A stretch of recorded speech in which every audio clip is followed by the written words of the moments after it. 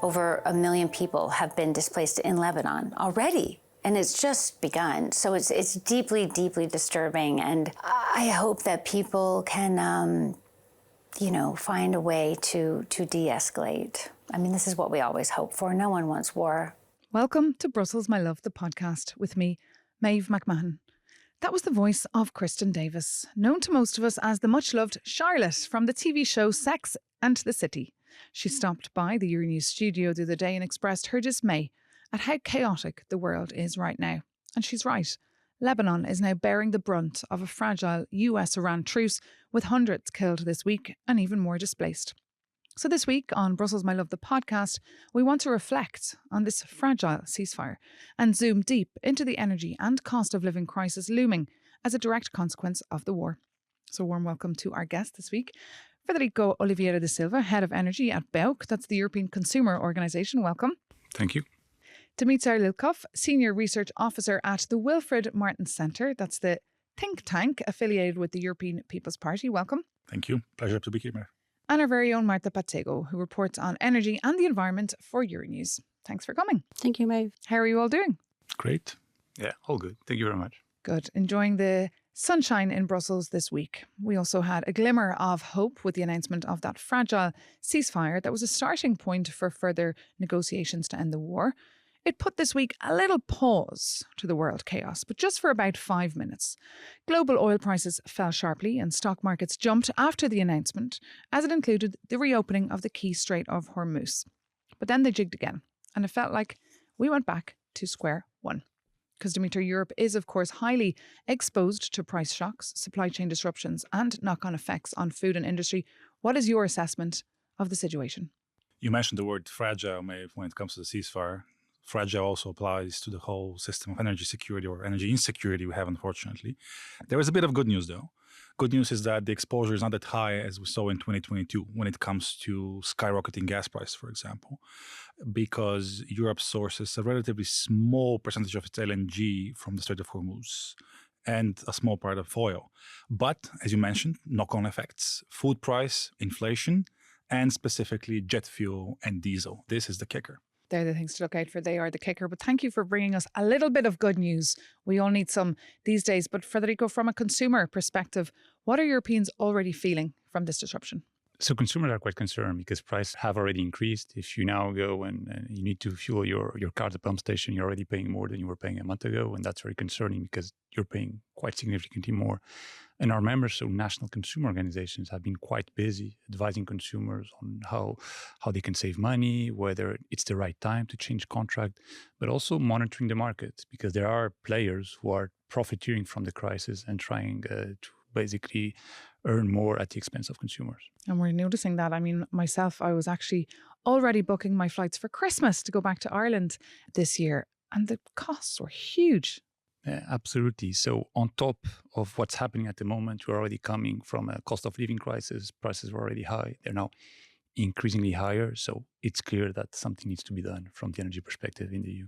It's also important to note that before the Iran war, we were already dealing with a domestic energy crisis.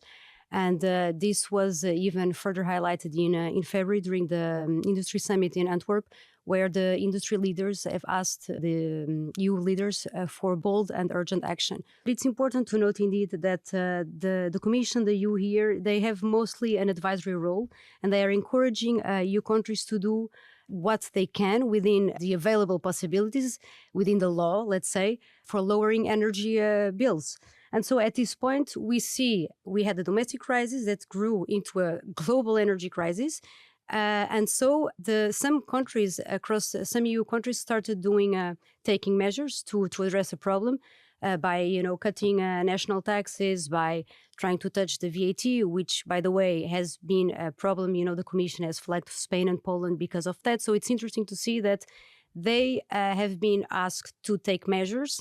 And then, for instance, these two countries were flagged because apparently these measures are not they are in breach with EU law. So this also shows the complexity of the problem here, alongside the fact that there's no one-size-fits-all approach, because all the countries have different energy mixes, they have different taxes. It's very complex, and it's also very stressful because people at home, they don't want to know really about those complexities. They just really want to know about the feeling in their pocket that it's getting worse and worse. And I guess we're seeing lower income families and households the most exposed here. Yeah, absolutely. And I think that's one of the measures that member states and the Commission could take already, is to identify those that are more vulnerable and try to help them with financial relief. Having said this, at BEOC, so the European Consumer Organization, we support that most of the measures at the moment really focus on the energy transition. So on the decarbonization of our society, getting rid of fossil fuels like oil and gas, because in our view, that is the only solution to make sure Europe gains its independence, its autonomy, and also becomes competitiveness. Because if we have more renewables, more heat pumps, and more energy that we produce ourselves, we're basically gaining the advantage and owing ourselves the right to call ourselves independent and calling the shots. And I think that's really important. And it's true, some people could argue that the energy transition is expensive, and that's true, because we need to invest on renewables, we need to buy heat pumps, we need to renovate our homes. But doing nothing, the cost is even higher. There was an interesting study published in the UK 1 month ago, more or less, that said, it was an independent think tank or study, and it basically says that reaching net zero by 2050 costs as much as dealing with one fossil fuel crisis. And I think that's really a figure that we need to let it sink in, and to understand that the goal and the aim should be very clear. It's decarbonization of our economy, getting rid of fossil fuels. But this is political too, isn't it, Diarmuid? I can see you kind of nodding your head there. What's your take here? It's quite political. It's very important to say, pivoting away from fossil fuels is a priority.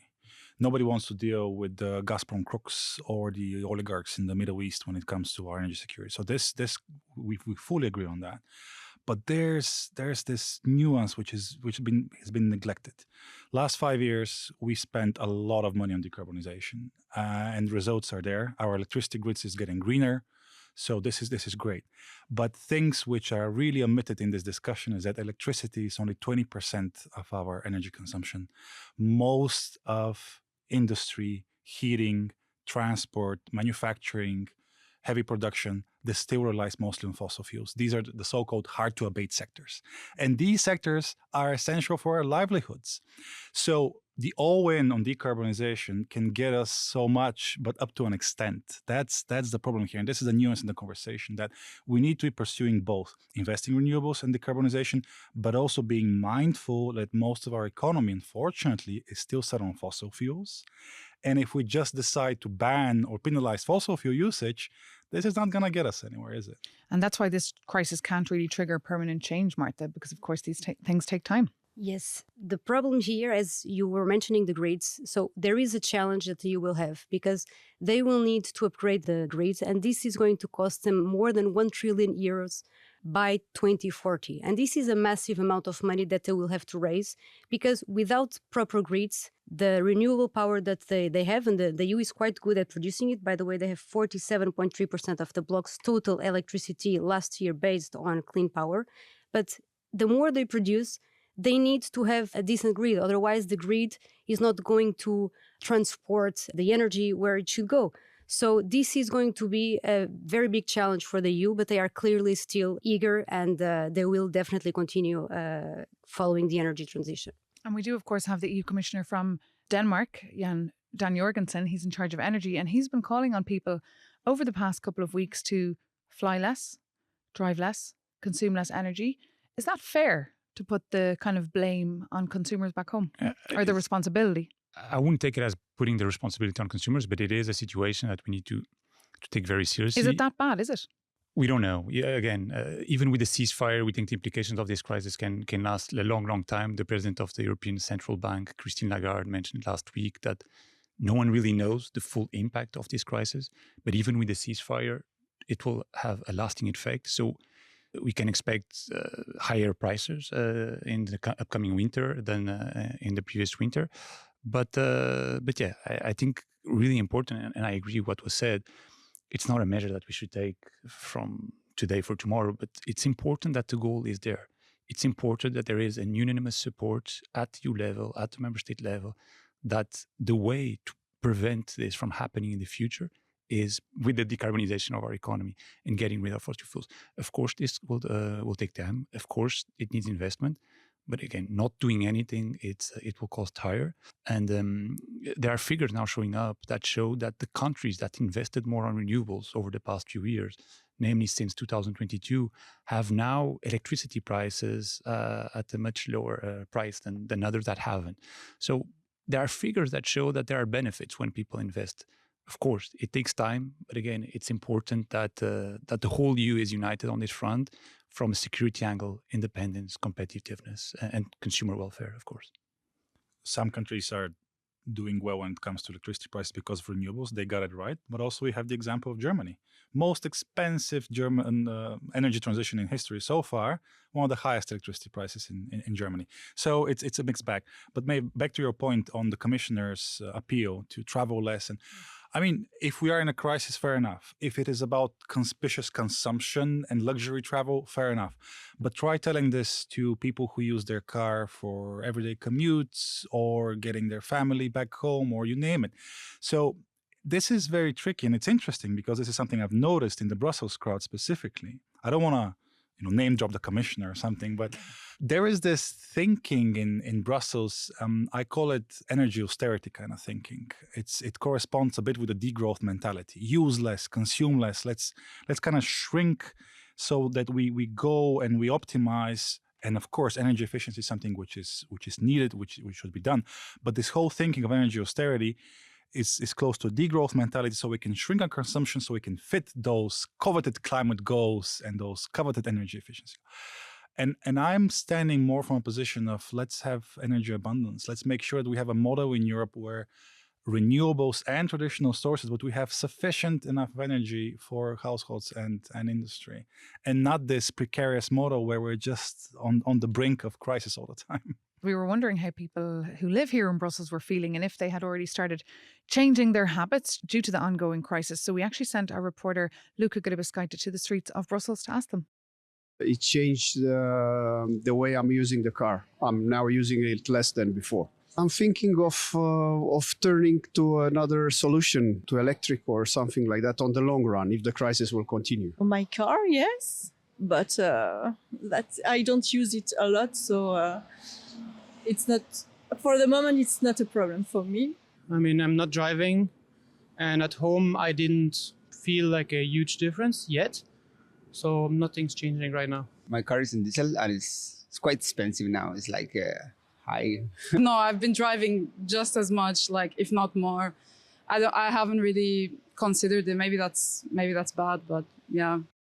There you go, couple of people there. But just back to your point, Federico, about companies profiting on the back of this. I was reading a study by Transport and Environment that oil companies are set to make €24 billion windfall profit from European drivers off the back of this latest conflict in the Middle East. And they want the EU to implement, of course, a tax on excess profits. I think coming back also to what we discussed, it's important to be fair and proportionate. So we talked about the grids package. So the EU needs to invest a lot of money on grids. And we pay the modernization of our grids to something that we call network tariffs in our energy bills. It's important there that the cost does not fall only on the consumers, but also on the consumers and companies. So again, proportionality, fairness. The reality is that consumers are perhaps, because and if we talk about vulnerable consumers even more, the ones that suffer more directly. Because if you're struggling to go to your work and you can't afford to pay €100 more per month, that's a real problem. And really, member states there, they have to target these people and come up with support. And then on the longer term, work on the decarbonization, monitor the market, of course, make sure that these suppliers are punished. There are laws to prevent these things from happening. They're like profiteering illegally. And regulators have a role to play. They have to monitor and control the market. And meanwhile, Dimitar, whatever happens with the ongoing situation in the Middle East, which is changing, of course, by the day, and people, of course, can consult. By the tweet. By the tweet, indeed. It's absolutely exhausting. And of course, we're extensively reporting on it on euronews.com and also on television. Regardless of what happens, the high prices are probably there to stay. Yes, maybe they are. Also, there's this expectation of the lag because of the geographical realities. It's really important to see what's going to be the tanker movement from the Strait of Hormuz. That's number one, because there's going to be a shortage of oil, maybe, and diesel internationally.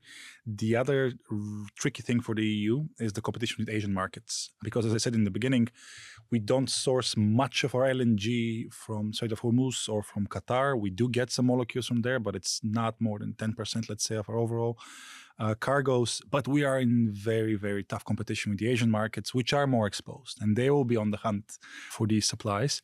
And to get even more trickier, the situation right now, our joint gas storage in the EU is around 20% on average. Some countries are close to depleting them. Netherlands, 6% storage. By God, this is tricky.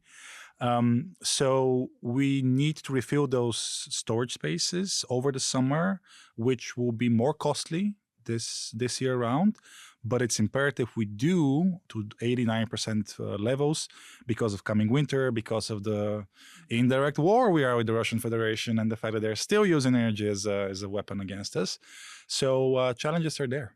They are indeed. Martha, anything to add? Yeah, indeed. So we know that Commissioner Jorgensen, he did send a letter to the capitals recently, and he told them to not to rush to fill in their storage levels. And normally member states, they need to, by the 1st of November, if I'm not mistaken, they need to have 90% to 90% of gas storage. And at this point, as you referred, Dimitar, they indeed have very low storage levels, but they don't want panic buying. So they are telling them that they could go as low as 75%, and they are trying to fill them very progressively. But indeed, this is a problem also in terms of oil, because we are currently running on oil reserves. That's the International Energy Agency released on the 11th of March. And there's indeed a question of when are they going to refill those reserves that are being used currently? And indeed, the jet fuel that some analysts estimate that we have, depending on the country, like 3 to 8 months. And of course, we still have supply coming from other countries, and we have the US now that is stepping up, exports to the EU and profiting. Absolutely, yes. So there's a lot of things are developing. It's very uncertain what's going to happen in the future, and absolutely, the Strait of Hormuz is going to be critical. Very unsettling for our listeners. So, Federico, I'd like to leave the last word with you, just perhaps, or some tips or some advice for consumers to buckle up and get ready for this turbulent couple of months. First, on the storage, I fully agree. And it's important that the EU adopts a coordinated approach, because if each member state now starts to fill in their reserves, its price will increase even further. So that's clearly a point where the EU can act and take an active role, make sure that member states coordinate in filling their reserves back up. Another point is the Commission can do other stuff. For instance, they released something that was called the Citizens Energy Package a couple of weeks ago or a month ago. And in there's, for instance, a recommendation for energy suppliers to inform all of us consumers on best tariff advice, meaning once a year, you would receive an email from your energy supplier. Okay, you are in this tariff. It might not be under your current consumption the best one for you. And according to the Commission, people can save up to 150, 145, something like that. I can't remember the exact figure. And I'm sure nobody knows about that. But per year, and nobody knows. So it's clearly something that the Commission is doing. That's good. We welcome that initiative. Now, member states and energy suppliers need to implement it. But there are other initiatives that the Commission has in the pipeline that were aimed at for May, something called the heating and cooling strategy that will look, for instance, at heat pumps, and the electrification action plan. And because the war happened in between, I think it's important the Commission goes back to the drawing board and figures out what should we add to this package to make sure that in future fossil fuel crises, European consumers are better protected than they were today and in 2022. Yes, indeed, you're totally right, and we are still waiting for the toolbox that the Commission as well. The Commission promised. So this is a toolbox that will have some measures exactly addressing what Federico just mentioned, and they are supposed to shield households and businesses from high electricity prices. So let's see if it will come soon, because things are evolving too fast, and the Commission is not keeping up with it. Sounds kind of familiar, no? Whenever that toolbox does come out, we will, of course, bring you all the details on it here on Euronews. But that does bring this edition of Brussels, My Love, to an end. Marta Betego, thank you so much for joining us. Dimitar Likov as well, and also Federico Oliveira da Silva.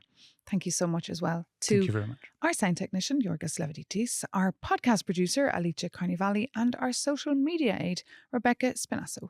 If you're not already, you can listen to this series on Apple Podcasts, Spotify, or wherever you get your podcasts. You can also find us on euronews.com or Euronews' YouTube channel. And if you like Brussels, My Love, the podcast, do subscribe, leave us a review, give us a rating, and tell everybody that you know. See you soon. Euronews.